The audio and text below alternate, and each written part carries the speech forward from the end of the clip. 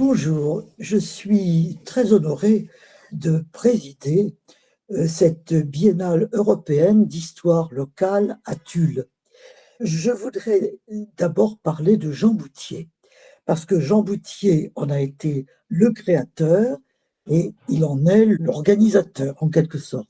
Il est historien, il est directeur d'études à l'École des hautes études en sciences sociales, il est spécialiste de l'Italie, c'est par là qu'il a commencé, surtout une histoire sociale et politique des élites européennes. Et il a publié sur Florence, la Toscane, et il a travaillé aussi sur les cartes et plans. Il a publié des ouvrages importants sur les plans de Paris. Il fait de l'histoire tout à fait dans la lignée de Marc Bloch et plus récemment de Daniel Roche, qui a d'ailleurs un certain temps présidé les rencontres de Tulle. Et ce qui l'intéresse beaucoup, c'est le rôle du voyage dans l'éducation.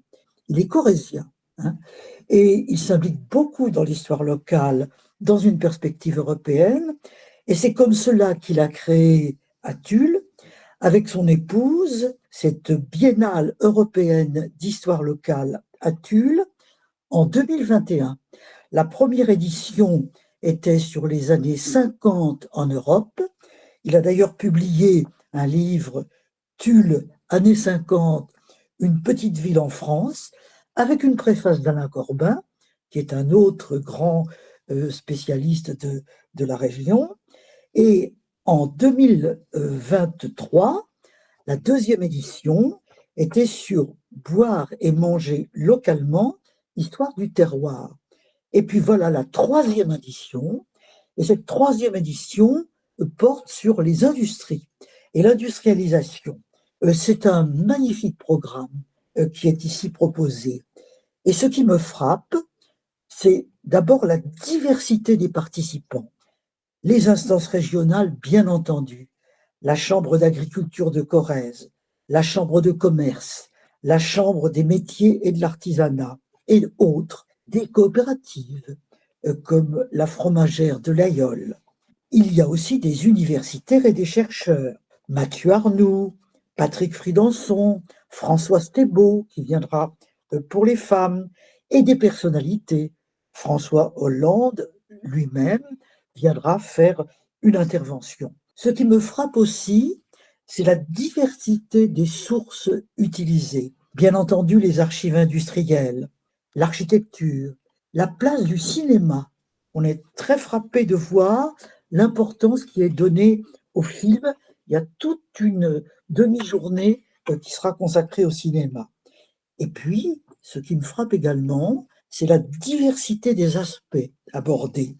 Technique, rôle du machinisme, de la robotique, de l'intelligence artificielle, place de l'usine, qu'a représenté l'usine en Corrèze quand elle y est apparue, comme mode de vie, comme discipline.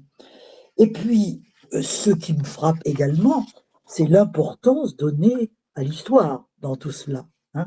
Comment toutes ces choses se sont-elles développées? Et en ce qui concerne le travail industriel, beaucoup de choses concernent les pratiques du travail industriel, notamment autour de la manufacture d'armes de tulle, qui est un point central, évidemment, pour l'industrialisation. Et puis, ce qui me frappe également, la place faite aux femmes, la pénibilité du travail des femmes, la guerre 14-18 et le travail des femmes, qu'est-ce que ça a pu changer? Enfin, il y a dans ce colloque, dans cette biennale, une grande place faite au monde enseignant. Notamment le vendredi, toute une journée est réservée aux professeurs d'histoire-géographie dans le département de Corrèze. Pour terminer, ce que je voudrais souligner, c'est le souci constant de situer la Corrèze dans le temps et dans l'espace national, dans l'espace européen, et également le souci de l'actualité. Que voudrait dire réindustrialiser au moment où on est angoissé par la désindustrialisation? Tout cela promet une rencontre très importante avec une exposition à la médiathèque Éric Rohmer sur le patrimoine industriel du Limousin.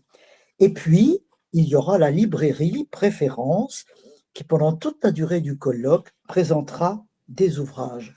Autrement dit, cette biennale s'annonce remarquable et c'est tous mes vœux que je vous offre pour sa réussite.